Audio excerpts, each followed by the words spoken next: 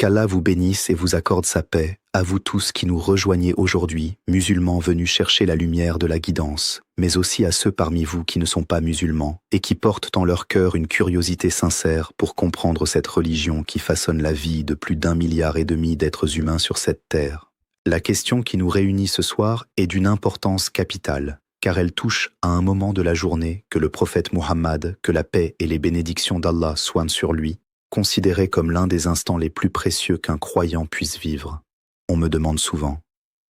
que doit-on faire après la prière de Fajr pour que notre vie change véritablement,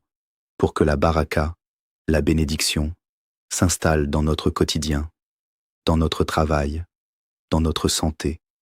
dans nos relations? Et je vais vous répondre aujourd'hui avec 9 actions précises, fondées non pas sur des opinions personnelles ou des pratiques culturelles, mais sur le Coran et sur la sunna authentique du prophète, que la paix soit sur lui. Pourquoi cette question mérite-t-elle toute notre attention? Parce que nous vivons dans une époque où le sommeil est devenu une idole que beaucoup adorent sans le savoir. Combien de musulmans, aujourd'hui, prient Fajr en toute hâte, parfois même après le lever du soleil, puis se recouchent, gaspillant ainsi les heures les plus bénies de la journée. Le prophète, que la paix soit sur lui, nous a enseigné une invocation magnifique qu'il adressait à Allah. « Ô Allah, bénis ma communauté dans ces matinées. » Ce hadith, rapporté par l'imam At-Tirmidhi et l'imam Abu Daoud, avec une chaîne de transmission authentique, nous montre à quel point le début de la journée, juste après Fajr, est chargé d'une bénédiction spirituelle que nous ne devons jamais négliger. Les compagnons du prophète, qu'Allah les agrée, avaient d'ailleurs pour habitude d'envoyer leurs commerçants et leurs voyageurs dès les premières heures du matin, précisément à cause de cette invocation prophétique, et ils constataient que leurs affaires prospéraient. Avant de commencer, je tiens à vous rappeler l'importance de vous abonner à cette chaîne si ce n'est pas encore fait, d'activer la petite cloche pour ne manquer aucune de nos vidéos, de mettre un like si le sujet vous parle et de partager cette vidéo autour de vous, car transmettre une science bénéfique fait partie des œuvres qui continuent à nous être bénéfiques même après notre mort, comme nous l'a enseigné le prophète, que la paix soit sur lui. Un partage peut littéralement changer la vie de quelqu'un qui en avait besoin. Entrons maintenant dans le vif du sujet. La première chose que tout croyant devrait faire après avoir terminé la prière de Fajr, c'est de rester assis à sa place, dans un état de rappel d'Allah, jusqu'au lever complet du soleil. Ce n'est pas une simple recommandation parmi d'autres, c'est une pratique à laquelle le prophète, que la paix soit sur lui, accordait une valeur immense.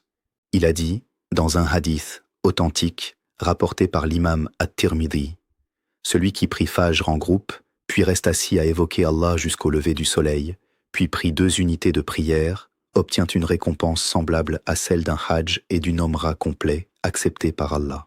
Réfléchissez un instant à la portée de ces paroles. Combien d'entre nous rêvent d'accomplir le pèlerinage à la Mecque, économisent pendant des années, patientent pour obtenir un visa, et voici que le prophète nous informe qu'une pratique accessible à tous, gratuite, réalisable chaque matin, porte une récompense équivalente.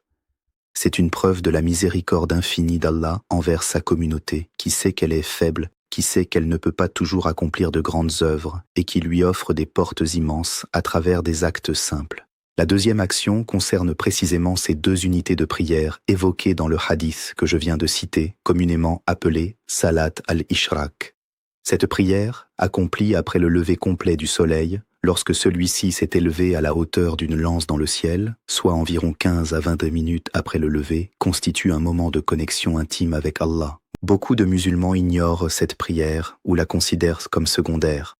alors qu'elle fait partie des trésors négligés de notre religion. Elle ne demande que quelques minutes, mais elle scelle la promesse faite dans le hadith précédent. Le savant Ibn al-Qayyim, qu'Allah lui fasse miséricorde, expliquait dans ses écrits que ce moment situé entre le lever du soleil et le zénith est empreint d'une énergie spirituelle particulière, car c'est à ce moment que l'âme, ayant traversé la nuit et le sommeil qui est une forme de petite mort, revient pleinement à la vie et à la conscience, et il est juste que le premier acte de cette pleine conscience soit une adoration envers celui qui nous a donné la vie. La troisième chose que le croyant doit accomplir, c'est la récitation des invocations du matin, ce qu'on appelle Adkar al-Sabah. Ces invocations ne sont pas de simples formules à réciter machinalement, elles constituent une véritable armure spirituelle pour la journée qui commence. Parmi elles, on trouve le Sayyid al-Istighfar, la maîtresse des formules de demande de pardon, que le prophète, que la paix soit sur lui, nous a enseigné en nous informant que celui qui la récite le matin avec certitude et qui meurt ce jour-là avant le soir entre au paradis, et de même s'il la récite le soir et meurt avant le matin, selon un hadith authentique rapporté par l'imam al-Bukhari. On trouve également la récitation d'Ayat al-Kursi, ce verset immense du Coran, le verset 255 de la sourate al-Baqarah, qui décrit la grandeur, la souveraineté et la connaissance infinie d'Allah sur toutes choses, dans les cieux et sur la terre. Le prophète nous a enseigné que celui qui la récite après chaque prière n'a rien qui l'empêche d'entrer au paradis, si ce n'est la mort, comme le rapporte l'imam An-Nasa'i. À cela s'ajoute la récitation 3 fois des 3 dernières sourates du Coran, Al-Ikhlas, qui proclament l'unicité absolue d'Allah, Al-Falaq et An-Nas, qui sont des sourates de protection contre le mal apparent et caché. Le prophète, que la paix soit sur lui, a enseigné à son compagnon Uqba ibn Amir que ces 3 sourates récitées matin et soir suffisent pour se protéger de toute chose, selon un hadith rapporté par l'imam At-Tirmidhi et l'imam Abu Daoud. Je souhaite ici m'arrêter un instant pour insister sur un point fondamental que beaucoup négligent. Ces invocations ne sont pas de simples mots à prononcer rapidement entre 2 tâches. Elles doivent être récitées avec présence du cœur, avec réflexion sur leur sens. Car Allah dit dans le Coran, dans la sourate Al-Rad, verset 28, que c'est par le rappel d'Allah que les cœurs trouvent la sérénité. Un cœur qui évoque Allah avec négligence n'obtient pas la même tranquillité qu'un cœur qui évoque Allah avec présence et conscience. La 4e pratique que je recommande vivement, c'est de consacrer un moment, même bref, à la lecture du Coran juste après ces invocations. Il ne s'agit pas nécessairement de lire de longues pages, mais d'établir une habitude quotidienne, même si ce n'est qu'une page ou quelques versets. Le prophète, que la paix soit sur lui, a comparé le croyant qui lit le Coran à un cédra, un fruit dont l'odeur et le goût sont agréables, comme le rapporte l'imam al-Bukhari dans un hadith bien connu. Commencer sa journée par la parole d'Allah, plutôt que par les notifications de son téléphone ou les nouvelles du monde, transforme radicalement l'état d'esprit avec lequel on aborde ses responsabilités. Le savant Ibn Kathir, dans son exégèse, rappelait que le Coran n'est pas seulement un livre de guidance à lire occasionnellement, mais une nourriture quotidienne pour l'âme, au même titre que le corps a besoin de nourriture chaque jour pour vivre. La 5e action concerne les invocations spécifiques liées à la subsistance, ce qu'on appelle le risque. De nombreux compagnons du prophète accordaient une attention particulière à ce moment de la matinée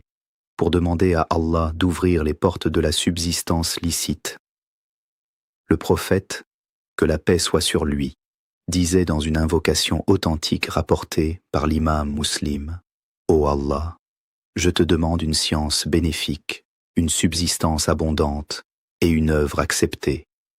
Cette invocation, récitée après Fajr, rappelle au croyant que sa subsistance ne dépend pas uniquement de ses efforts humains, mais surtout de la grâce d'Allah, comme le confirme le verset 6 de la sourate Hud, où Allah affirme qu'il n'y a aucune créature sur terre dont la subsistance n'incombe à Allah. Cela ne signifie évidemment pas qu'il faille rester passif, bien au contraire, mais que l'on commence sa quête de subsistance en reconnaissant d'abord celui qui la pourvoit.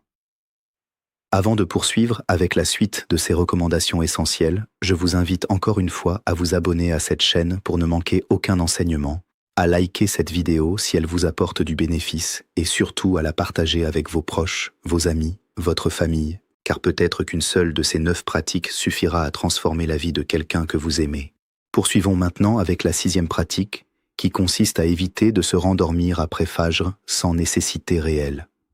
Je sais que ce point est difficile pour beaucoup, car nos sociétés modernes nous imposent des rythmes de vie épuisants, mais il est important de comprendre la sagesse derrière cette recommandation. Les pieux prédécesseurs, les salafs, qu'Allah leur fasse miséricorde, considérèrent le sommeil après Fajr comme une habitude à éviter autant que possible,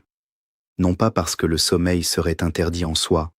mais parce que ce moment béni de la matinée, chargé de baraka selon l'invocation prophétique que nous avons évoquée au début, se trouve gaspillé lorsqu'on le passe endormi.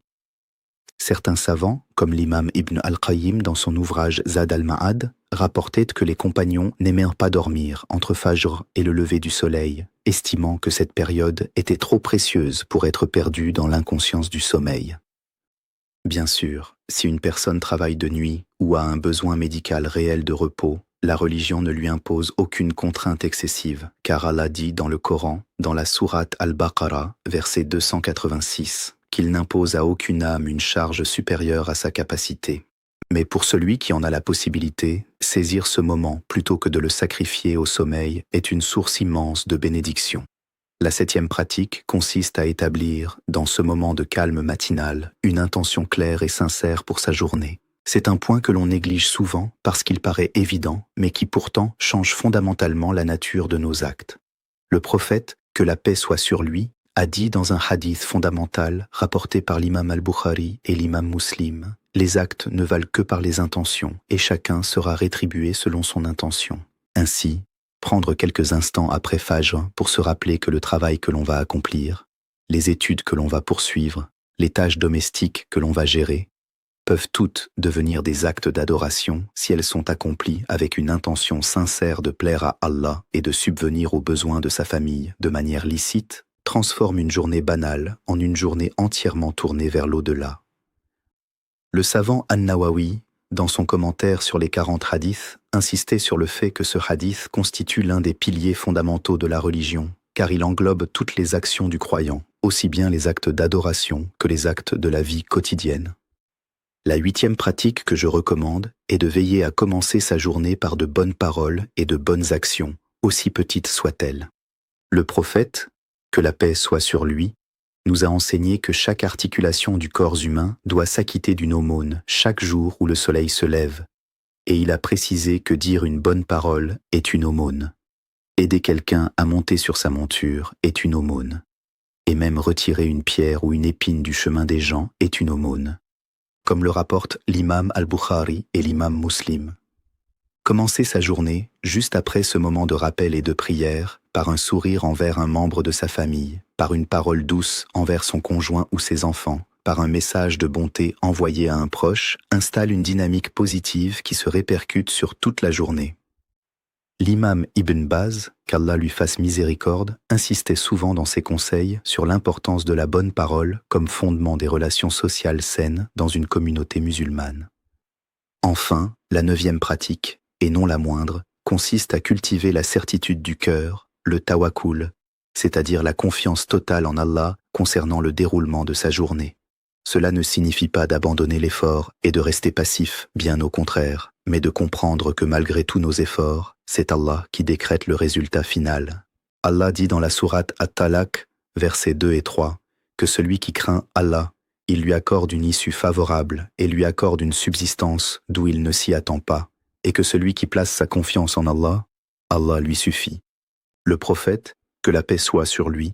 a expliqué cette réalité à travers la parabole de l'oiseau qui part le matin le ventre vide et qui revient le soir, le ventre rempli, comme le rapporte l'imam at-Tirmidhi dans un hadith authentique, montrant ainsi que l'oiseau ne reste pas dans son nid sans agir. Il vole, il cherche, il se donne les moyens, mais c'est Allah qui pourvoit à ses besoins. Cette combinaison entre l'effort sincère et la confiance totale en Allah est ce que les savants appellent l'équilibre entre la cause et la certitude. Un équilibre que le savant Ibn Taymiyyah, qu'Allah lui fasse miséricorde, a longuement développé dans ses écrits, expliquant que délaisser les causes, tout en prétendant avoir la certitude, est une forme d'incapacité déguisée en piété, tandis que s'appuyer uniquement sur les causes en oubliant Allah est une forme de polythéisme caché. Voilà donc, chers frères et sœurs, et chers amis qui nous découvrez peut-être pour la première fois, ces 9 pratiques que je vous invite à appliquer dès demain matin, après votre prière de Fajr. Résumons-les ensemble avant de conclure. Rester assis en évoquant Allah jusqu'au lever du soleil, accomplir la prière d'Ishraq, réciter les invocations du matin avec présence du cœur, lire ne serait-ce que quelques versets du Coran, invoquer Allah pour une subsistance bénie et licite, éviter de se rendormir sans nécessité véritable, établir une intention sincère pour toutes ces actions de la journée, commencer par de bonnes paroles et de bonnes actions envers les autres, et enfin cultiver une confiance totale et sereine en Allah concernant le déroulement de sa vie. Aucune de ces pratiques ne demande de moyens financiers, aucune ne demande des heures interminables, mais toutes ensemble constituent un trésor spirituel accessible à chaque croyant, où qu'il se trouve, quelle que soit sa situation sociale ou professionnelle. Je voudrais terminer en vous rappelant que la transformation véritable ne vient pas d'une application mécanique de ces pratiques pendant un jour ou deux, mais d'une constance sincère, car le prophète, que la paix soit sur lui, a dit que les actes les plus aimés d'Allah sont les plus constants, même s'ils sont peu nombreux, comme le rapportent l'imam Al-Bukhari et l'imam Muslim. Que celui qui écoute ces paroles aujourd'hui ne se contente pas de les entendre, mais qu'il se lève demain matin avec la ferme intention de faire de ces instants après Fajr un rendez-vous sacré entre lui et son Seigneur, un rendez-vous qui, avec la permission d'Allah, transformera véritablement sa vie, sa subsistance, sa tranquillité intérieure et sa relation avec ceux qui l'entourent. Qu'Allah nous accorde à tous la force de nous lever pour sa prière, la sincérité dans nos invocations, la constance dans nos bonnes œuvres, et qu'il fasse de nos matinées des matinées bénies, comme l'a demandé notre bien-aimé prophète, que la paix et les bénédictions d'Allah soient sur lui, sur sa famille et sur l'ensemble de ses compagnons. Avant de nous quitter, je vous rappelle une dernière fois de vous abonner à cette chaîne pour recevoir chaque nouvel enseignement, de mettre un like à cette vidéo si elle vous a été bénéfique, de la partager largement autour de vous afin que le bien se propage, et d'écrire Allah Akbar dans les commentaires pour que nous puissions voir combien d'entre vous sont déterminés à appliquer ces 9 pratiques dès demain matin. Qu'Allah vous bénisse et à très bientôt, avec la permission d'Allah, pour un nouvel enseignement.